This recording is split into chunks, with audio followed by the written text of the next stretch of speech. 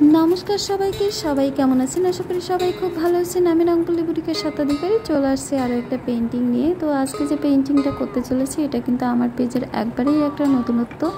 আমার চ্যানেলটি সাবস্ক্রাইব করার বিশেষ অনুরোধ রইল এবং পাশে থাকা বেল বাটনটি প্রেস করে দিবেন। কাজ আর নতুন কাজ যখন করি তখন মনে হয় যে কখন আপনাদের সামনে উপস্থাপন করব।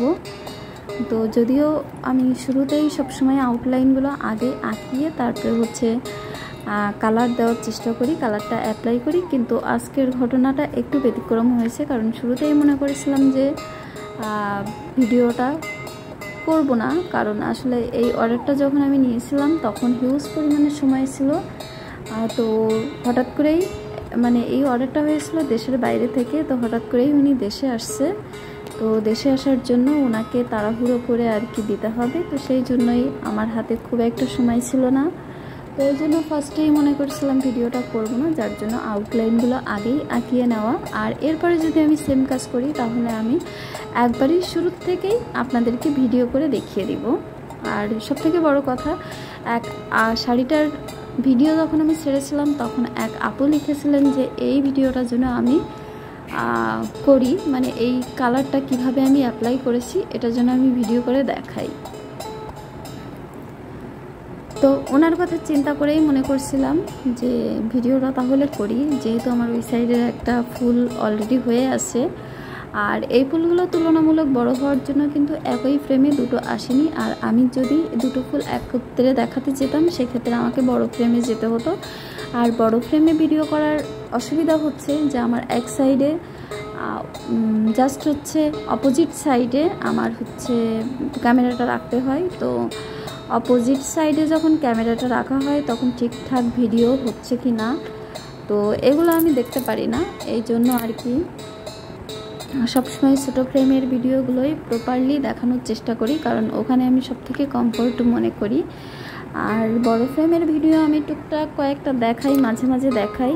অনেকেই প্রশ্ন করেন যে আমি কি ফ্রেমে কাজ করি বা ফ্রেম মানে শাড়িগুলো কিভাবে বাঁধাই, তো সেই ক্ষেত্রে মাঝে মাঝে দুই একটা ভিডিও করি। এছাড়া কিন্তু বেশিরভাগই এই ছোটো ফ্রেমেই কাজ দেখাই, আর শাড়ির ভিডিওগুলো খুব একটা দেখানো হয় না। তারপরেও যদি আপনাদের কোনো রকম জানার থাকে বা দেখানোর থাকে সেটা যদি আমাকে কমেন্টে জানান তাহলে নেক্সট ভিডিওতে দেখিয়ে দিব যে আমি কিভাবে কাজ করি। যদিও আমার শুরুর দিকে আমার পেজ বা হচ্ছে আইডি স্ক্রল করলেই দেখতে পারবেন যে আমি কিভাবে শাড়িতে কাজ করি। আর এছাড়াও যারা না দেখতে চান, মানে এখন থেকে দেখতে চান, তারা কমেন্টে জানাবেন, আমি অবশ্যই আবারও নতুন করে ভিডিও করে দিব। তো কথা বলতে বলতে আসলে আমি ফুলের দিকে আমার খেয়ালই নেই। তো আউটলাইনগুলো তো আঁকানো ছিল, এরপরে কিন্তু কালারটা আমি অ্যাপ্লাই করেছি। আর এখানে হোয়াইট এবং লাইট পার্পেলের একটা কম্বিনেশন রেখেছি। যেহেতু ডিপ পার্পেল আমার কাপড়ের কালার, সেক্ষেত্রে আমি একটু লাইট পার্পেল নিয়েছি। আর এখানে আমি হোয়াইট এবং লাইটের একটা কম্বিনেশন রেখেছি, যার জন্য কিন্তু মোটামুটি লাইট একটা শেড আসছে। আর বেশিরভাগ ক্ষেত্রে আমি যখন কৃষ্ণচূড়া বা অন্য কোনো শেডের কাজ করি সেক্ষেত্রে হচ্ছে আমি রঙটা প্রপারলি শুকিয়ে তারপরে অ্যাপ্লাই করি। আর এটা যেহেতু হচ্ছে আমি লাইট ডিপের একটা কম্বিনেশন নিয়ে আসবো, সেহেতু আমি এটা ভেজা অবস্থাতেই অ্যাপ্লাই করেছি। এবং ভেজা অবস্থায় অ্যাপ্লাই করলে বুঝতে পারছেন যে কালার কম্বিনেশনটা কেমন যেন মানে কেমন আসছে, একটু ডিপের থেকে হালকা লাইট হতে হতে মানে একবারেই লাইট একটা পার্পেলে এসে দাঁড়িয়েছে।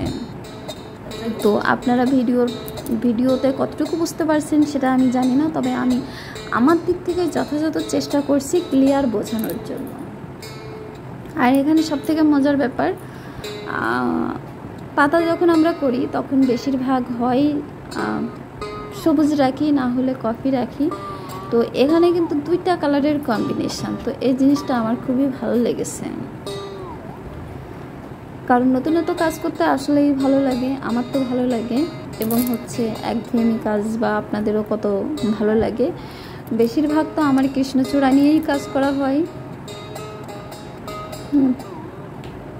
তো তারপরেও হচ্ছে কৃষ্ণচূড়া কিন্তু ওইভাবে আর কি ভিডিও করা হয় না, কারণ আমি যদি কৃষ্ণচূড়াটা ভিডিও করি তা এমন কোনো দিন নেই যে আমার ভিডিও করতে হবে না, কারণ সবসময় সেই 3.5 বছর ধরেই আমি কৃষ্ণচূড়া মোটিভে পেইন্টিং করে আসছি।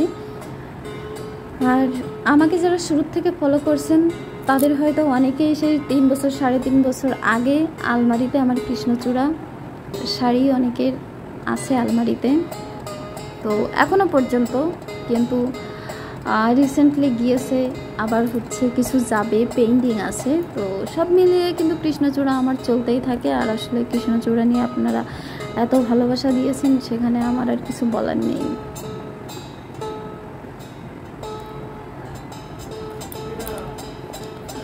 তো আমার কাজ যদি আপনাদের ভালো লেগে থাকে তাহলে অবশ্যই একটা লাইক, কমেন্ট এবং শেয়ার করে দেওয়ার জন্য অনুরোধ রইল।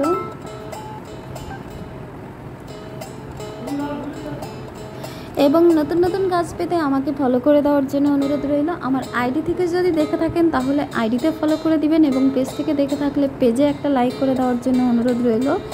এবং ইউটিউব চ্যানেল থেকে যদি দেখে থাকেন তাহলে অবশ্যই সাবস্ক্রাইব করার বিশেষ অনুরোধ রইল, এবং পাশে থাকা বেল বাটনটি প্রেস করে দেবেন।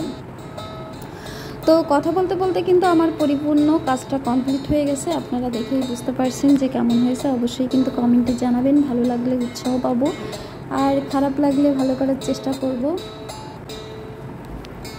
আর এখানে একটা বিশেষ পার্ট আমি বলতে ভুলে গেছি, এখানে যে তুলিটা নিয়েছি এটা হচ্ছে রাব্বিসো পার্ট 14 নাম্বার, আর যে ফ্রেমটা নিয়েছি এই ফ্রেমের সাইজ হচ্ছে 24 বা 24।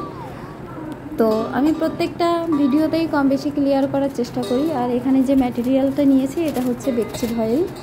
তো আমি বেশিরভাগই দুইটা ম্যাটেরিয়ালে বেশি কাজ করি, একটা হচ্ছে বেকচি ভয়েল, একটা অরবিন্দু। এর বাহিরেও যাই সেক্ষেত্রে কালার কম্বিনেশন ম্যাচিং করার জন্য। তো আমার কাজ কিন্তু মোটামুটি কমপ্লিট হয়ে গেছে, মোটামুটি বলতে পরিপূর্ণ হয়ে গেছে। তো আজকের কাজটা আপনাদের কেমন লেগেছে অবশ্যই কমেন্টে জানাবেন। সবাই ভালো থাকবেন, সুস্থ থাকবেন এবং আমার সাথে থাকবেন। নমস্কার সবাইকে।